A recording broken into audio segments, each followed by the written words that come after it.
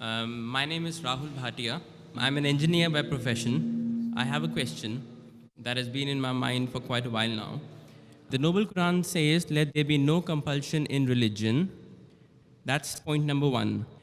And point number two is that the punishment for a Muslim who wants to come out of Islam, God forbid, is death punishment. According to me, this signifies a virtual compulsion in the mind that this is the punishment which will be given to me, so hence I cannot do it. And this kind of, I just need some clarification. I'm sure there is a clarification on this point. That's a very good question.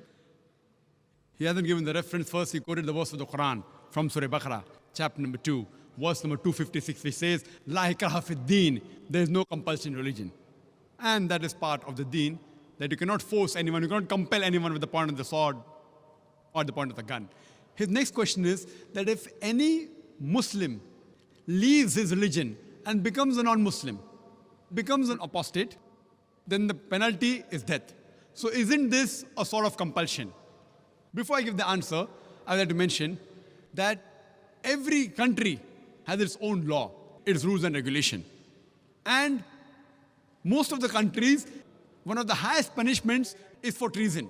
For example, if a person is working in the army and if he leaks the important thing of the country, all the vital points and the information to the enemy, it is called as treason. Most of the countries, if anyone does treason, sells the important blueprints and documents of the country to the enemy, many of the countries, the death penalty, many of the countries have life imprisonment. So now if I tell that what kind of a country is this, in where I'm compelled by the country not to do certain things, what is wrong is wrong. So here also, if a Muslim becomes a non-Muslim, it's only in the Islamic state of law if that Muslim who becomes a murtad and then propagates his new faith and deceives the people, that's the time this penalty is put. For example, if in a school, if I appoint a teacher, mathematics teacher, she is teaching 2 plus 2 is equal to 4, then tomorrow she teaches 2 plus 2 is equal to 5. So, but naturally I won't keep her in my school. The same way, the punishment for such a murtad in an Islamic state, it is death. This will not be called as compulsion. It will be a person who has strayed away from the truth to the falsehood.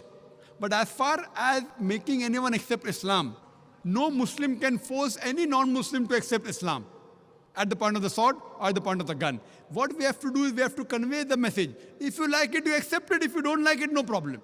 Our job is to convey the message. It's mentioned in the Quran, Surah Ghashiyah, chapter number 88, فَذَكِّرْ نَمَّا أَنْتَ مُذَكِّرْ. Our job is to deliver the message. We have to deliver the message in the best way, with hikmah and with husna, with most beautiful preaching.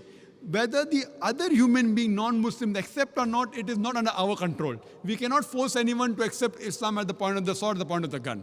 But that what you're talking is a different case in a state of Islamic law. Like as I gave you an example where a person working in an army, if he sells the secrets of the country, then the penalty is somewhat similar. Hope that answers the question, brother. Right, okay, yeah.